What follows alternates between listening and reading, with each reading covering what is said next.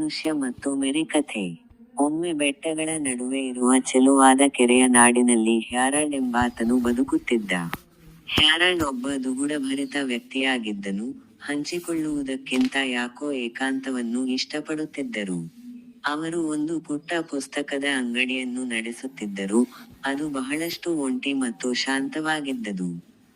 ಒಂದು ಚಳಿಗಾಲದ ಸಂಜೆ, ಮೇರಿ ಎಂಬ ಯುವತಿಯೊಬ್ಬಳು ಚಳಿಯ ದವಡೆಯಿಂದ ಬಿತ್ತು.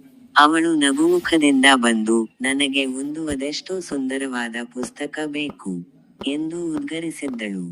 ಹ್ಯಾರಲ್ಡ್ ಅಚ್ಚರಿಯಿಂದ, "ಪುಸ್ತಕವು ಸುಂದರವಾಗುವುದಕ್ಕೆ ಏನೂ ಇಲ್ಲ. ಅದು ಕೇವಲ ಹಾಳೆ ಮತ್ತು ಮಿಶ್ರಣ" ಎಂದರು. ಮೇರಿ ಒಮ್ಮೆ ಭಾವುಕರಾಗಿ ನಗುತ್ತಾ, "ಅಯ್ಯೋ, ಪುಸ್ತಕವೆಂದರೆ ಕೇವಲ ಹಾಗಲ್ಲ. ಅದರಲ್ಲಿ ಜಗತ್ತೊಂದು ಕಾಣುತ್ತದೆ" ಎಂದಳು. ಹ್ಯಾರಲ್ಡ್, ಮೇರಿಯ ಉತ್ಸಾಹಕ್ಕೆ ತಲೆಬಾಗುತ್ತಾ, ಹಳೆಯ ಚರ್ಮದ ಗ್ರಂಥವನ್ನು ತೋರಿಸಿದರು.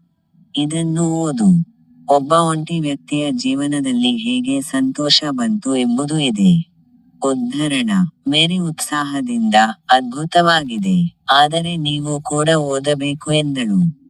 ಅವನನ್ನು ಓದಿಸು ಎಂದು ಜೋರಾಗಿ ಕೇಳಿಸಿಕೊಡುತ್ತಾ, ಮೇರಿ ಪ್ರತಿದಿನವೂ ಅಂಗಡಿಗೆ ಬಂದು ಪುಸ್ತಕಗಳ ಬಗ್ಗೆ ಚರ್ಚೆ ಮಾಡುತ್ತಳುತ್ತಿ. ಕಳೆದ ವಾರಗಳಲ್ಲಿ, ಹ್ಯಾರಲ್ಡ್ ಮೇರಿಯ ಉತ್ಸಾಹದ ಸೊಗಸಿಗೆ ಸೆಳೆಯಲ್ಪಟ್ಟು, ತನ್ನ ಜೀವನದಲ್ಲಿ ಪ್ರಥಮ ಬಾರಿಗೆ ನಗುತ್ತಾ, ಸಂತೋಷವಾಗಿ, ಚಿಕ್ಕ ಮಕ್ಕಳಂತೆ ಕಾಣುತ್ತಿದ್ದ. ಅಂತೂ ಅಷ್ಟೇ ಅಲ್ಲ, ಈಗ ಬುಕ್ಸ್ಟೋರ್ನೆಲೆ ಎಲ್ಲರಿಗಾಗಿ ಪ್ರಿಯವಾದ ಸ್ಥಳವಾಯಿತು. ಹ್ಯಾರಲ್ಡ್ ಬಲ್ಲಗಾಯ, ಅಪ್ಪಟ ಕಥೆಗಳಲ್ಲೇ ಜೀವನದ ಸಂತೋಷವಿದೆ.